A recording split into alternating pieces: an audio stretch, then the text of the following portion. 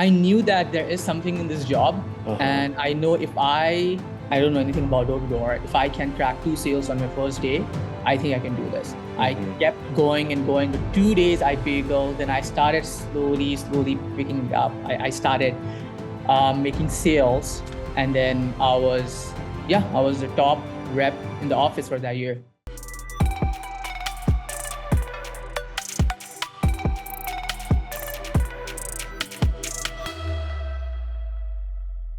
What is up, everybody? Welcome back to the Door-to-Door Podcast. It's me, Hunter, and we're here with another Canadian superstar, this time in the alarm industry, and he earned himself one of the first ever Maple Door Awards. So, guys, welcome Saad to the podcast. Saad, how you doing today, man? Good, man. How are you? I'm doing good. How's the weather up there in Canada, eh? It's pretty good so far. We've been lucky. It's still in positive. It's more than 20 degrees right now. We're still grinding. Yeah, that's good to hear. And I guess I'll be able to experience that soon because Canada's 5 days from now? Door-to-Door Con Canada? Yeah, 5 days. Woo! I just got goosebumps, man. That's crazy. We've been putting so much work. What's that? This is your first time coming to Canada? Yeah, first time coming to Canada. It's been somewhere I've wanted to travel to for quite some time. And so this is actually really nice. And I'm going to be extending after the show for a couple days and going up to Banff because it's only an hour and a half away from Calgary. So that's been on the bucket list for a while too. So I'm pretty pumped. I'm also excited to meet you and the rest of the guys that I've been getting to do these podcasts with and all this stuff. So it'll be good. It'll be good. Yes, sir. No doubt. So Saad, for the listeners here who don't know who you are, why don't you give us a little bit of a background? Where were you, how were you raised? And then how did you get into the industry? And then just walk us through your career from when you started to where you're at today, which is managing an office for Knok, correct? Yes, sir. Cool. Okay, my name is Saaduddin. People call me Saad, so I prefer them calling me Saad. It's easier. I was born and raised in a country called Saudi Arabia. Okay. And then, so funny. So how did I get into this job? I'm 27 years old. I moved to Canada 4 summers before, 4.5 years ago. And it's funny that, when an international student, I was an international student back then. And when an international student come to Canada, all they have in their head is that they'll study, they'll get a 9-to-5 job, and that's the goal. That's the goal of every international student to settle it down, right? So for me, it was funny. I finished my first semester almost. I was 4 months or 6 months into Canada, and I was going to Niagara Falls. This is so funny, okay? And then we were 5 guys in the car, and I was just discussing about Canada and how you can earn in Canada in general. And I didn't know anything about door-to-doors so far, okay? And I was telling my buddy, shout out to the guy, Salim Khan, who got me into this door-to-door. I told him, hey man, I literally have 4 months left to pay for my next semester. I have to pay over 10 bands, like over 10 grand in like next 4 or 5 months. And for you guys who don't know, international students do pay a lot compared to regular. Right? So my tuition fees was around 25K for a year, and which I already paid half of it. And then I was like, I don't know how to do, man. Like, if I'm working normal 20 hours a week as a student, I'm not gonna make that money in 3-4 months. Like, realistically, we cannot. I was working in a shoe store called Steve Madden as a sales, and he turned around. He was driving, and he told me like, Saad, do you want to do door-to-door? I was like, what's that? And he said, you knock door and you just sell. I'm like, okay, never heard that. What is that? He said, you go knock, you sell for a company. I know I worked for this company for quite a bit, and then I can connect you. I said, okay, fine. How much is the pay? How much is an hourly wage on that? Yeah. And he said, there's no hourly wage. It's 100% commission based. And I'm like, what? Leave me your card. Yeah. And then he said, no, just trust me, man. It's gonna be good. Okay. I said, okay, fine. Pick me up, right? So I got interviewed, and then after a month and a half, I flew to Alberta. I was in Toronto back then. And then I flew to Alberta, which in a city called Medicine Hat. And I don't know anything about door-to-door. I don't know anything. I never left Toronto. I'm all alone, right? I came there. I remember my manager, he picking me up, and then he told me, this is your room. You're going to stay here. We're going to do training tomorrow. And then that's how I started door-to-door 4 summers ago. Wow. Yeah. That's pretty wild.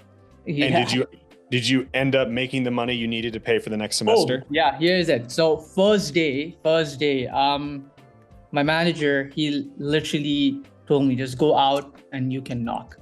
I was like, I'm not prepared, man. I don't know. You got this, Saad. You got this. Go out there, right? That's it. That's it. Just go out, knock doors. You'll figure it out. You got this. Just go out. He gave me a brief idea about like the product and whatnot, but I still don't know. I don't have a pitch ready. I know product, but I don't know the pitch. I don't know anything. And I was knocking I started knocking 1 o'clock. It's knocking to like 4:30, 3:30. And then, and all I knew was, so basically we work for a company called Knok, right? And then we are partnered with TELUS, which is the biggest telecommunication company in Canada.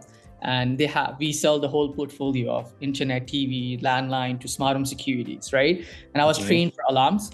And then I don't know anything about internet, TV, anything. And then I knock a door. I was trying to sell security. And the guy's like, I don't need security. I was like, okay, another door. Who said no to me, right? I turned back and he called me again. He said, hey, do you have a TV package? And I'm like, I know that I have something in TELUS for TV, but I don't know anything. I called my manager. He's like, I think I got a sale. He said, okay, give me a FaceTime, right? And he walked me through it. We did a sale. We finished the sale. I'm like, I don't know anything about commission for TV. All I knew that I got a sale. And I was so pumped. First day, after knocking 3 hours, I got a sale. And that kept me going and going and going. It was pouring 6:30 in Alberta in May, June. We blessed, like we just they ain't gonna happen anytime. And 6:30, 7 o'clock, it was pouring. I was at the door. My car group was like, okay, fine. We need to pick you guys up. We'll sit down for an hour or two till the rain, settle down. It's really pouring bad. I said, no, give me one more door. I was knocking there, right? I knocked this door, and I sold the smart home security on my first day. No way. And I'm like, okay, this is something else, right? Yeah. This is something else. I made 2 sales, 1 smart home security, full package. I took over Vivint. Nice products, and then and I was so happy. I came back and I was pumped to go next day, and next 2 days I bageled. yeah. And then how are you feeling about the job after those next 2 days?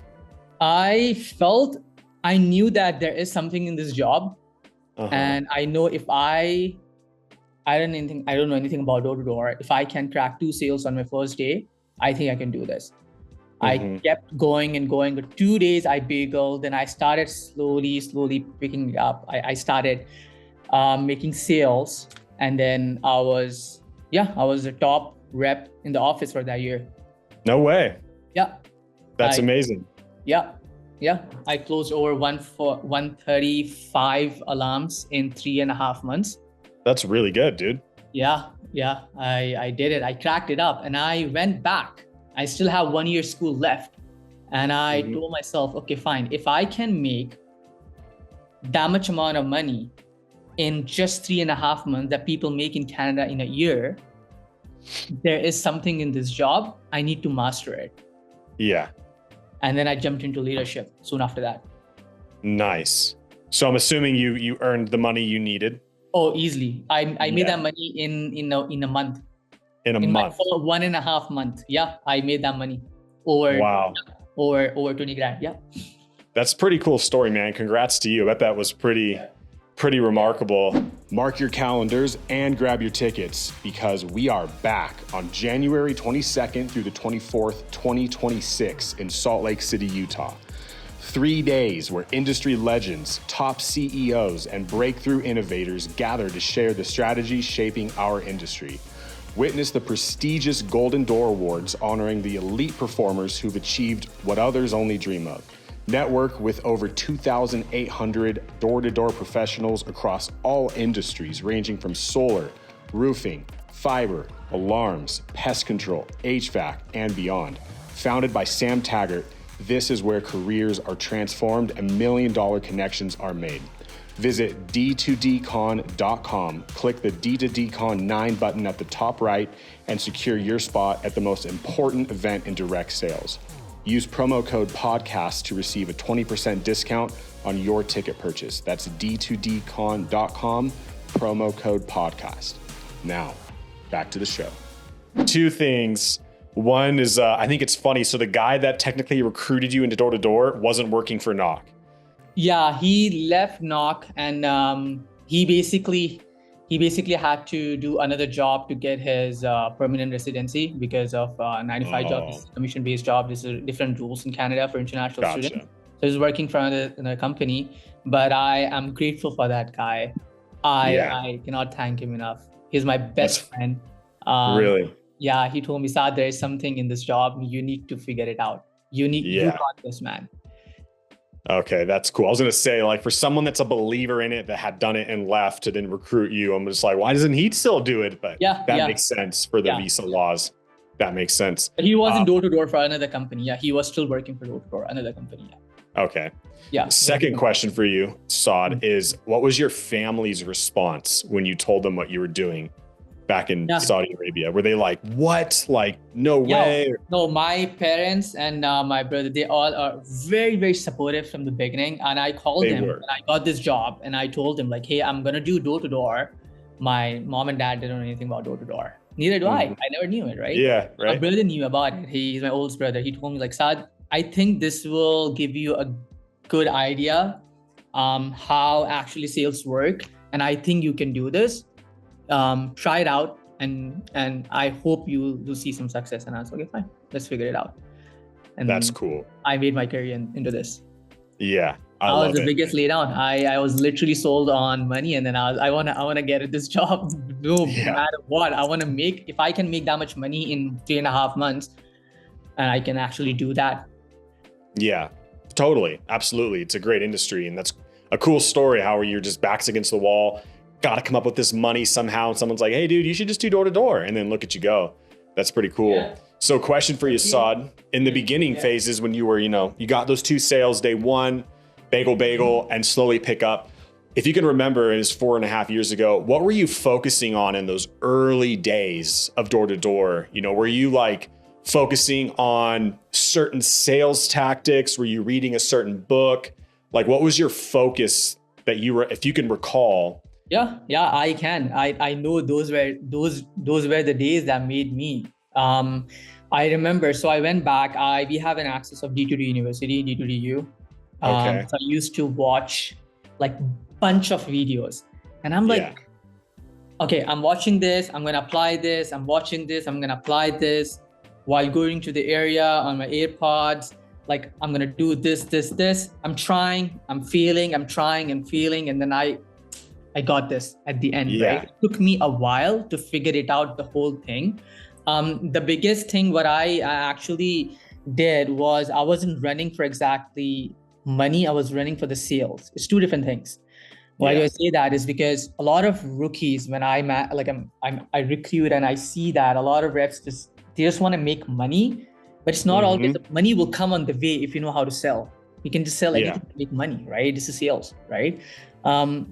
I was running for the sales. I was running for closing. I was trying to do different things to master it. And I know on the way, I'll get the money. I knew that.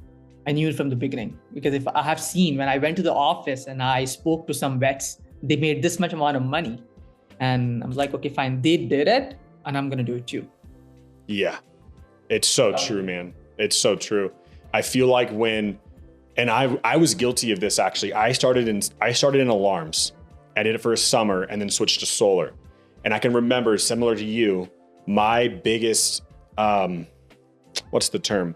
help meet my the thing that made me successful in alarms and just get over that learning curve quickly was I spent hours watching training videos. I mean, hours. And I would just boil it down to like one skill focus. Like if it was a certain objection that I was experiencing, I would find the videos that helped me learn the skills needed to overcome that or whatever it was. And I would watch that on repeat. I would watch the video, I'd internalize it.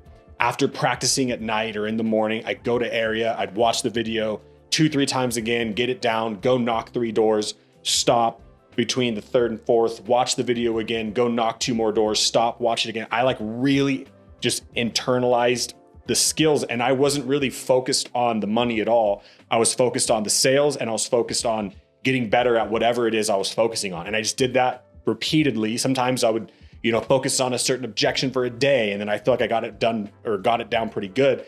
I'd move on to the next. Sometimes it was a 2-3 day thing, but the money came as a byproduct. But it's funny you say that, because when I went to solar, the whole pitch back then was like, oh, like you can make way more money per sale, so you don't need to sell as much.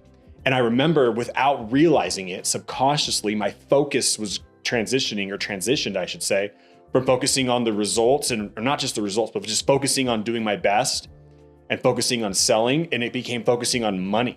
I would get an energy bill and I would build a proposal and I'd calculate the money. And as a result, because I had this, I was kind of subconsciously taught this, was the money's more, you can sell less. Well, what happened is my sales dipped and I made the same amount of money as I did in alarms, if not even a little less, or it was just teeter-tottering, because I was focused on the money. I was looking at my commission report. I wasn't focused on the things I should be focusing on.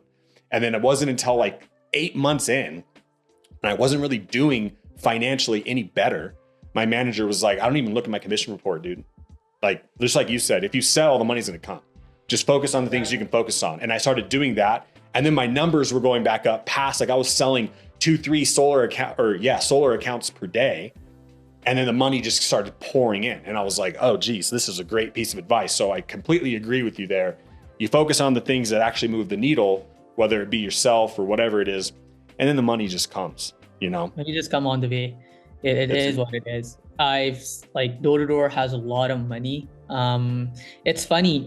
So basically, I come from a finance background. Okay.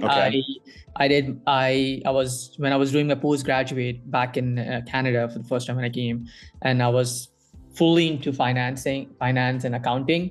When I finished my first summer, I still have 1 year left. I literally changed my course and I did marketing, because I knew that I'm not going to pursue in finance anymore. Because I know there's a lot of money here. And what I did is that I went back to Toronto and I recruited 8 guys off season. And out of those 8 guys, 6 were my friends. I literally showed them my paycheck and they were sold. And the rest 3, I literally found them uni and where I was living, trying to reach out to guys, and then, hey, I'm going to next summer, I'm going to go out there again in Alberta, I'm going to crush it. And I think I did it. You guys can do it too. And that's how I built my team, and I went out and made an office in next 6 months. I love it, dude. That's big. What was that transition like for you? Because you were still pretty early on in your sales career to then take on the responsibility of the success of a team. What was that transition like? Did you struggle at all maintaining like personal production? I did. I struggled a lot.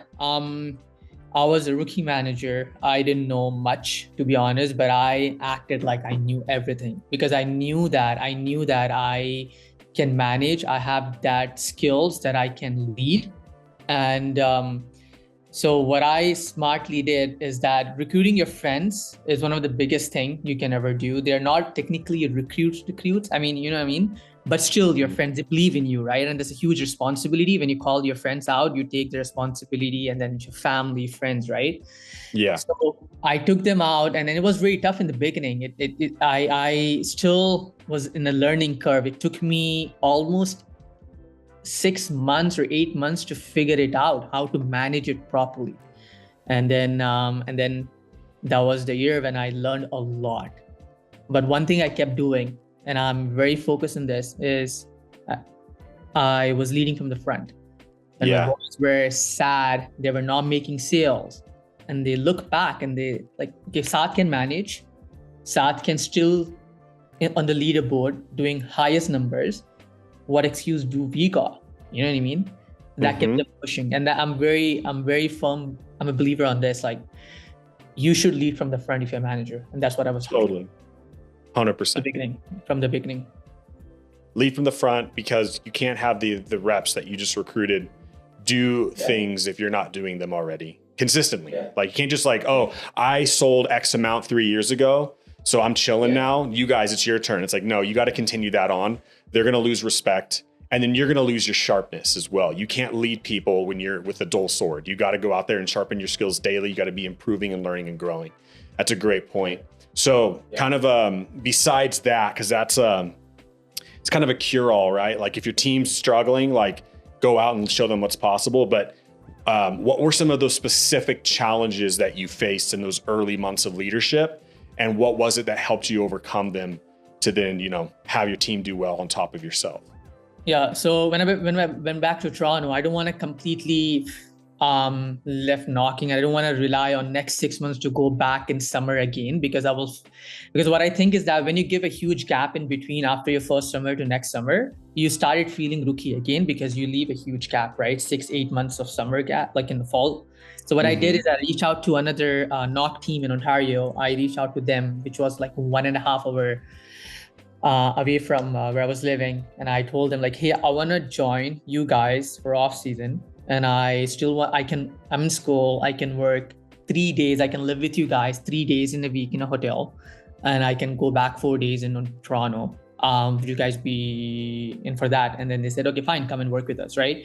So I was traveling 3 days I was in Toronto, 3 days I was in a different city in Ontario, and then in a different city in Toronto. I was grinding back and forth because I don't want to lose that momentum. And meanwhile, when I was recruiting and training, I was taking these guys with me to an area. We're traveling like in the trains in 1.5 hours, just to knock doors in the belief that we will make a sale.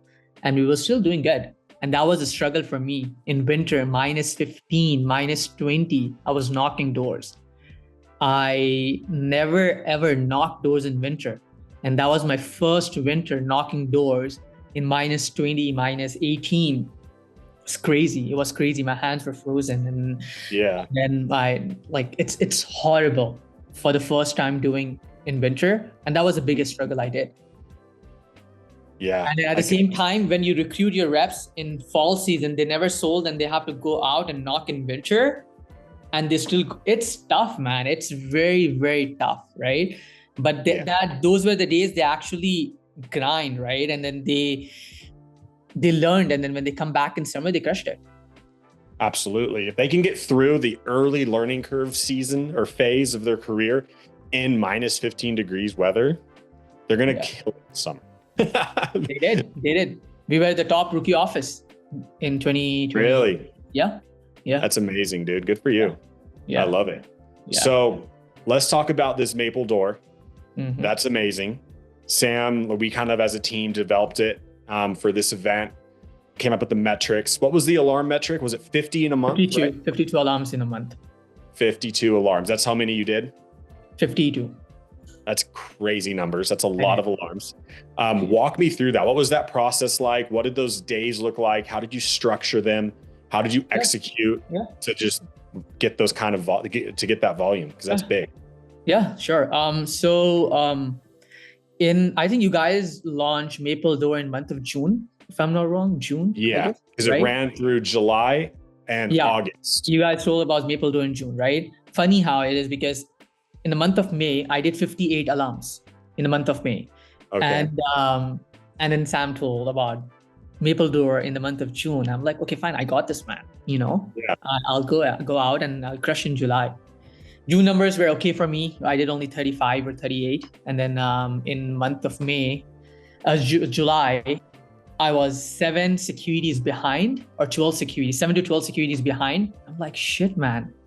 I have 1 month left. I cannot procrastinate that much. I thought the whole time I'll just do it in July. And then August came in and I had my ticket booked for. I usually take a break in the end of July, before the like end of July or end of August. I take 3-4 days break. I always go to Toronto or somewhere just to chill out after the season, or maybe just 3-4 months of grinding just to freshen up my brain.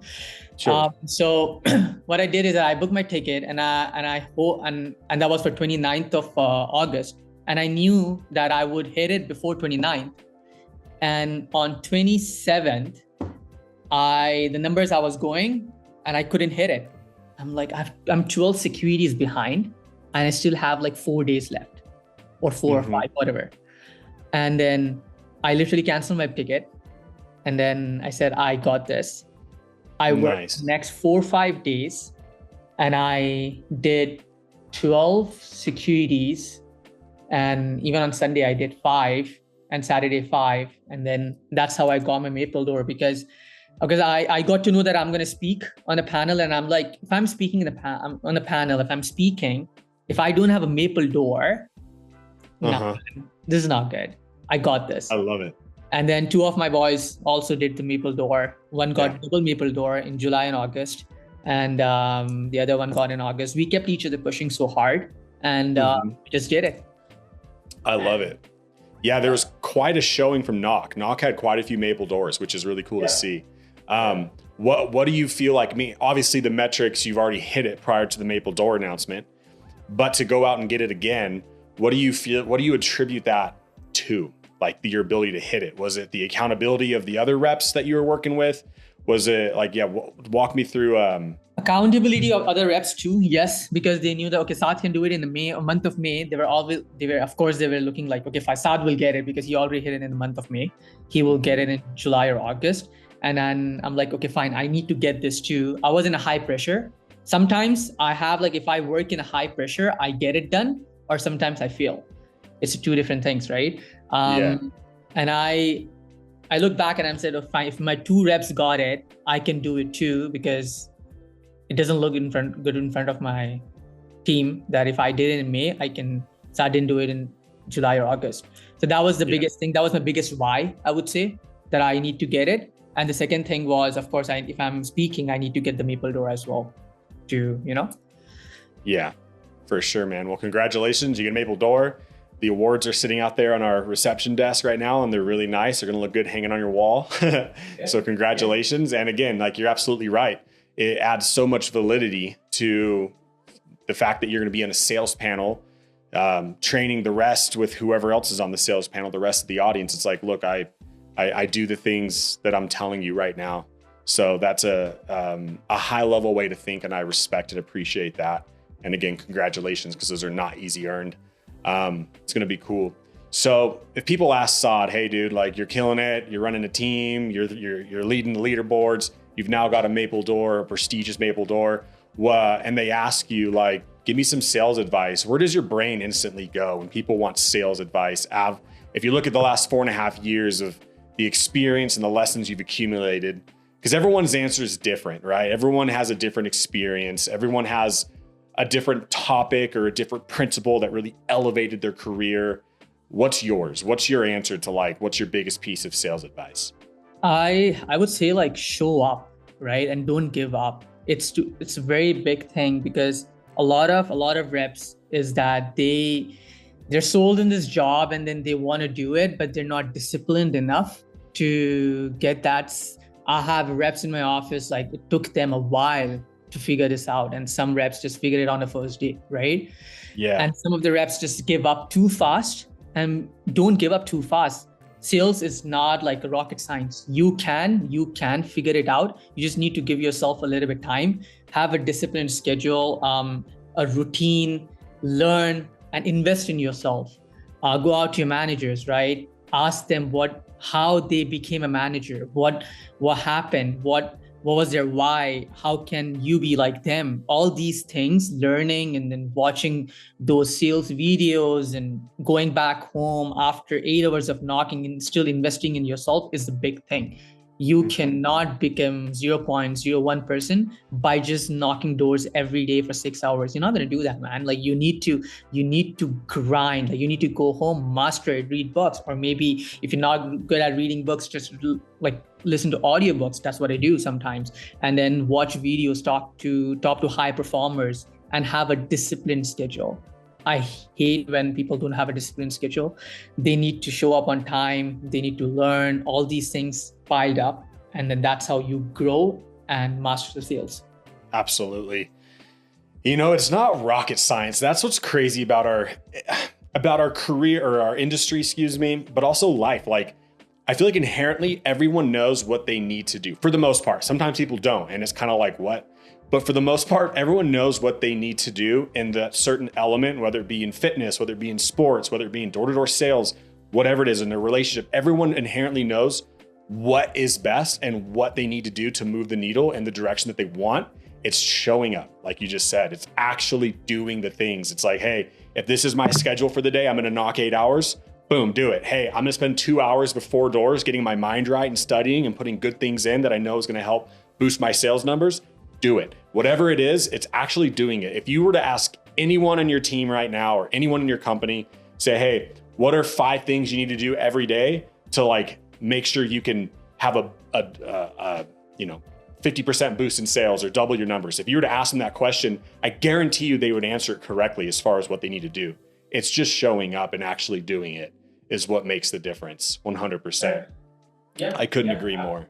Because sometimes along those lines though, I feel like you have to be you have to know exactly what it is that will move the needle. Because so many times people will put too much emphasis on things that aren't moving the needle.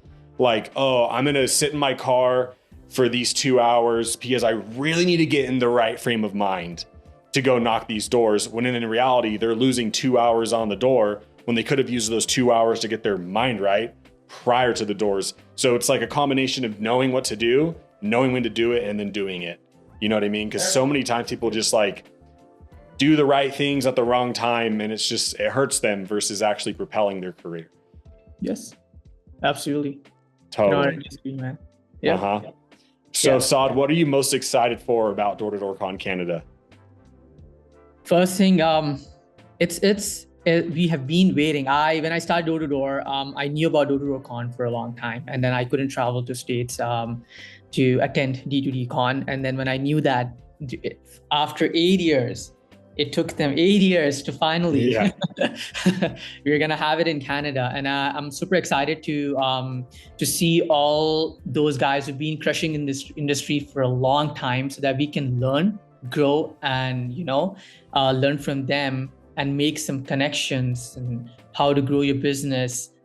In not only door to door, it's about so many things. I'm super excited for that because there's so many people we wanted to meet and we could not. Yeah. And we're gonna see them. So it's super excited. It'll open up a room to grow. Totally. And that's what Canada wants right now.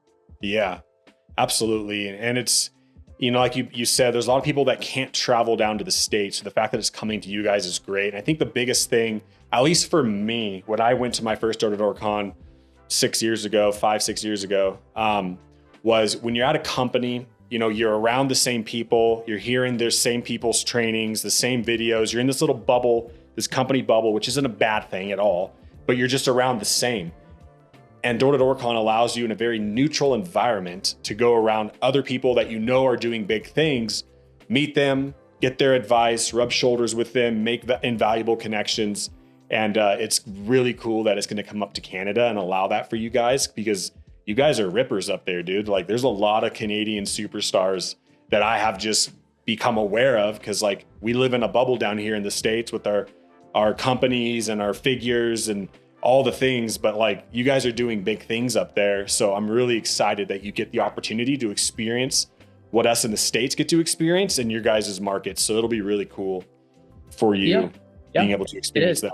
And then especially, like, especially in Canada, the weather we have here, and then the reps, the way they are grinding in off season in winter, I like me and a lot of teams actually run year round, right? And it's tough for us. And then we know that it's one of the biggest thing in Canada for us is that running a year round team, and D2D Con, we can actually share all these things with each other, and we're gonna talk about a lot there. Yeah, 100%. It's going to be fun, man. It's in 5 days from now. So I'm looking forward to meeting you, Jordan Morales, Brent Stevens, all the studs from Knok. It's going to be really cool. I'll be in attendance to your sales panel. I think you're going to have just an amazing 2 days. We all are. And it literally hit me this morning. I got into the office. I was setting up and I opened Instagram and I saw D2D Con made a post about it being 5 days away, and it just settled in. I was like, whoa, this is real. Like, I've done so many podcasts. I've met so many people, all the things. And it's going to be amazing. So again, congratulations on your maple door. We'll be obviously doing that every year. So hopefully in the next couple of years, you'll just have a nice wall full of maple doors. And guys, if you're going to Canada, Saad with a couple other studs are going to be running a sales panel where they'll be answering and talking all things sales. And if you listen to this podcast, Saad clearly knows what he's doing. So make sure you go to the event. Make sure you go to his sales panel. It's in 5 days from now. Do whatever you can to get there because it's going to be a great event. But Saad, I appreciate your time this morning. I'll let you get back to your day. Go get some more sales. And we'll see you up in Canada, my friend. Sure. Thank you so much, Andrew, for having me here. I'm super excited. Super excited for D2D Con. And yeah, and I'm excited to see Sam and you guys. Yeah, it's going to be good. All right, guys. Thanks for tuning in. Thanks for hopping on, Saad. You know what to do, guys. Like, subscribe, leave a takeaway comment, and we'll see you in the next one. And hopefully we'll see you in D2D Con Canada.